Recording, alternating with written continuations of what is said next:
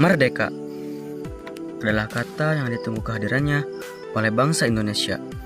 Setelah sekian lama mengalami penjajahan di bumi pertiwi, dipaksa kerja rodi, dan ada yang terpaksa mengkhianati bangsa sendiri demi keselamatan pribadi serta diperlakukan tidak manusiawi.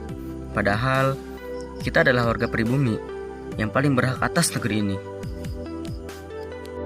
Sesuai Undang-Undang Dasar 1945 yang berbunyi, maka penjajahan di atas dunia harus dihapuskan karena tidak sesuai dengan pri kemanusiaan dan pri keadilan. Sangat tidak manusiawi memang, apalagi bagi kita yang merasakan ketidakadilan selama beberapa abad lamanya. Soekarno pernah berkata, "Perjuanganku lebih mudah karena melawan penjajah, tapi perjuanganmu akan lebih sulit karena melawan bangsa sendiri."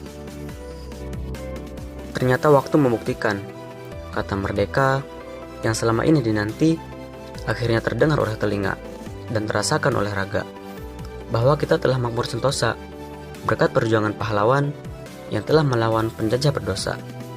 Tapi apakah kata merdeka benar adanya? Sedangkan setelah terucapnya kata merdeka pun terjadi pembantaian 6 jenderal 1 perwira selama 6 jam dalam 1 malam. Mereka pun gugur oleh bangsa sendiri. Tidak sedikit yang masih merasakan kelaparan. Terjadi perselisihan hanya karena jabatan. Hutan negara yang semakin menggunung, anak muda yang tidak melanjutkan sekolah, dan masih banyak lagi. Perubahan dan perbaikan hanya bisa dilakukan pemuda bangsa ini. Bagaimana pemuda sekarang, itulah masa depan Indonesia.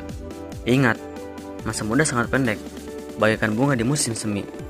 Apabila telah kering, maka dekat kepergiannya. Maka jangan sia-siakan masa muda sebelum masa tua, karena hanya pemuda yang dapat melakukan perubahan. Sesuai perkataan Soekarno, "Beri aku 10 pemuda, akan kugoncangkan dunia."